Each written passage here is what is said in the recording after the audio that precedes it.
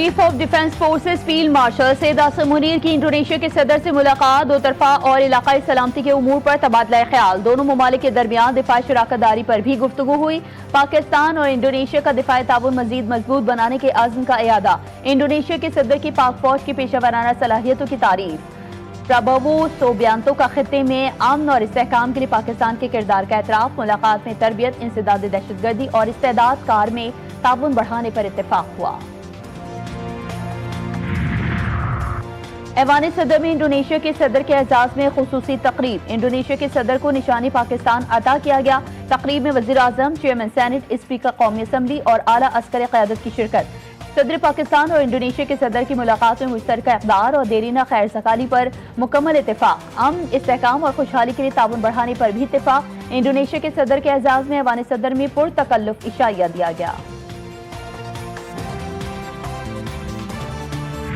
मेरा पंजाब आना हजम नहीं होता। मैं तो कहता हूँ कि सिंध में अपना गवर्नर लगाएं जो अभी तक नहीं लगाया। पहले पंजाब असम्बली के मंजूर करदा करारदाद के मुताबिक जनूबी पंजाब को सूबा बनाया जाए। चेयरमैन पाकिस्तान पीपल्स पार्टी बिलावल भुट्टो जरदारी ने लाहौर में मीडिया से गैर रस्मी गुफ्तगू करते हुए कहा कि पंजाब में अभी बल्दियाती निज़ाम पर कानून बनाया गया। सिंध में ऐसा करते तो बहुत रद्द अमल आता। लोगों ने उल्टा टांग देना था। कोट लखपत जेल में नवाज शरीफ से मिलने गया था, लेकिन उन्होंने बाहर निकलते ही एक जलसे में हम पर हमला कर दिया। पाक बहरिया का आज यादगार दिन हंगूर डे। 9 दिसंबर 1971 को हंगूर ने दुश्मन के बहरी जहाज ककरी को गर्क और करपान को शदीद नुकसान पहुंचाकर भारतीय बहरी गुरूर खाक में मिलाया। Chief of defence forces field marshal Asim Munir ने कहा, 1971 में भी पाक बहरिया दुश्मन के लिए समंदर में सजा पिलाई दीवार थी। आज भी ये मुल्क की बहरी सरहदों पर आहनी फसील है। पाकिस्तान अमन का ख्वाह है, मगर अपनी खुद मुख्तारी और दिफाए वतन के लिए अज़्म महकम रखता है। पाक बहरिया के सरबराह एडमिरल नवीद अशरफ ने कहा, पाक बहरिया अपने शानदार माजी की तरह आज भी हर मुहाज पर दुश्मन के दांत खट्टे करने के लिए हमा वक्त तैयार है। पानी पीटीआई से अडियाला जेल में आज किसी की भी मुलाकात ना हो सकी। चेयरमैन पीटीआई बैरिस्टर गौहर दाहगल नाके से बगैर मुलाकात वापस चले गए। बैरिस्टर गौहर कहते हैं कि सूबे में गवर्नर राज का सवाल ही पैदा नहीं होगा।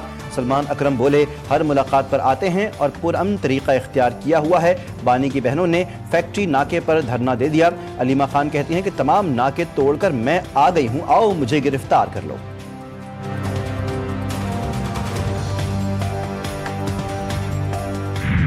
अडियाला की दीवारों ने इस शख्स को जहनी मरीज बना दिया है और अपने डिप्रेशन में वो इस हद तक चला गया है। दूसरों की एसी उतरवाने की धमकियां देने वाला जो है वो आज मजलूम बना हुआ है और उसकी मजलूमियत जो है, जो एक टोटल ड्रामा है। अपने बैरूने मुल्क बैठे हुए प्रोपेगेंडा सेल और कीबोर्ड वॉरियर्स के जरिए जब आप एक मुनज़्ज़म कैंपेन करेंगे एक इदारे के सरबराह के खिलाफ, कहीं तो आखिर फुल स्टॉप लगेगा।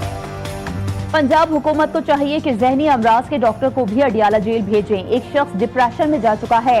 ये 2 से 2.5 साल से आइन शिकने की बातें कर रहा है। वजीर इत्तलात पंजाब अज़मा बुखारी की तनकीद। बानी पीटीआई को बानी MKM2 करार दे दिया। कहती हैं धमकियां देने वाला आज मजलूम बना बैठा है। बानी पीटीआई की बहनों को उनकी कोई फिक्र नहीं है। वो अडियाला जेल बानी से मिलने नहीं, अपनी सियासत चमकाने जाती हैं।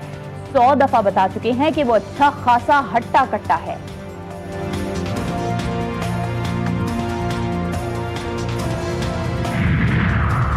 पीटीआई के जलसे में वफाकी वज़रा के खिलाफ नामुनासिब बातें की गईं। डाइस पर खड़े होकर खुद को ठीक और दूसरे को गलत कहना मुनासिब नहीं। स्पीकर पंजाब असम्बली मलिक अहमद खान की गुफ्तगू। बैरिस्टर अकील मलिक ने कहा कि खैबर पख्तूनख्वा में पीटीआई के जलसे में इदारों के खिलाफ बातें की गईं। बैरिस्टर दानियाल चौधरी बोले, सोशल मीडिया के जरिए जहर आलूद मवाद फैलाया जाता है।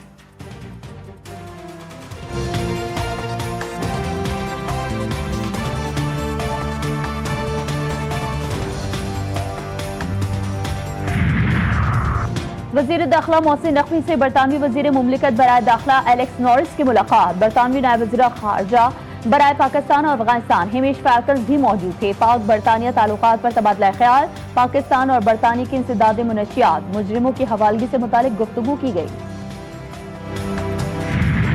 IMF की पाकिस्तान से सख्त मालियाती पॉलिसी जारी रखने की सिफारिश, टैक्स और तवानाई के शुबों में इस्लाहात, सरकारी इदारों की इस्लाह और निजकारी पर जोर। पाकिस्तान के लिए 1 अरब 20 करोड़ डॉलर्स की मंजूरी। IMF एग्जीक्यूटिव बोर्ड के इजलास का एलामिया जारी। पाकिस्तान को 1 अरब डॉलर फौरी तौर पर मिलेंगे। लचक और इस्तेहकाम सहूलत के पहले जायजे की भी मंजूरी। पाकिस्तान को इस मद में 20 करोड़ डॉलर्स हासिल होंगे। वज़ीर ख़जाना का IMF के दूसरे जायजे की तकमील का खैर मकदम। मोहम्मद औरंगजेब ने कहा कि IMF ने एतराफ़ किया है कि बदतरीन सैलाब के बावजूद पाकिस्तान ने मुआशी इस्तेहकाम बरकरार रखा।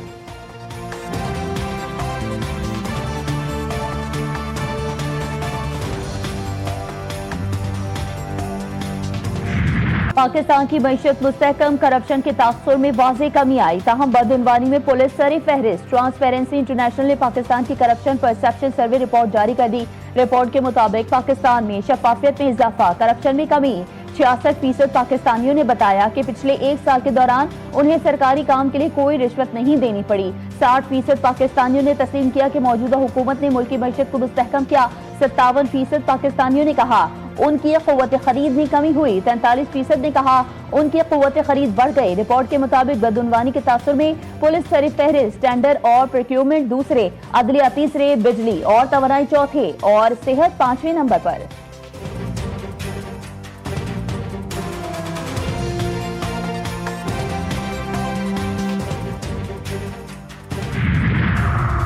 पाकिस्तानी यूट्यूबर रजब बट बरतानिया से डिपोर्ट। वीजा कैंसिल होने के बाद रजब बट बरतानिया से रवाना। होम ऑफिस फैसले के खिलाफ अदालत में अपील भी करेंगे। सोशल मीडिया पर बरतानिया से रवानगी की वीडियो जारी कर दी। रजब बट का पाकिस्तान में 295 का मुकदमा छपाने के बावजूद 22 वीजा मनसूख किया गया। रजब बट ने कहा वकला से मुशावरत कर ली है, जल्द अपील दायर की जाएगी। इस्लामाबाद हाई कोर्ट ने रजब बट और टिकटॉकर नदीम नानीवाला की कल तक के लिए हिफाजती जमानत मंजूर कर ली। मुल्जिमान को गिरफ्तार न करने और कल हाई कोर्ट में पेश करने की हिदायत कर दी।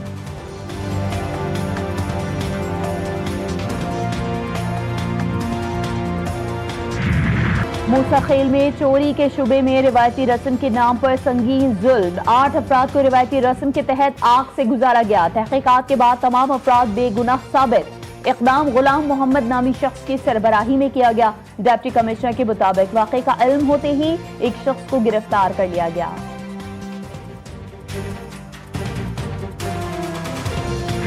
इस्लामाबाद में बल्दियाती इंतखाबात 15 फरवरी 2026 को होंगे। इलेक्शन कमीशन ने शेड्यूल जारी कर दिया। कागजात नामजदगी 22 ता 27 दिसंबर जमा करवाए जा सकते हैं। उम्मीदवारों की हतमी फहरिस्त 16 जनवरी को आवेजा होगी। उसी रोज इंतखाबी निशान अलॉट किए जाएंगे।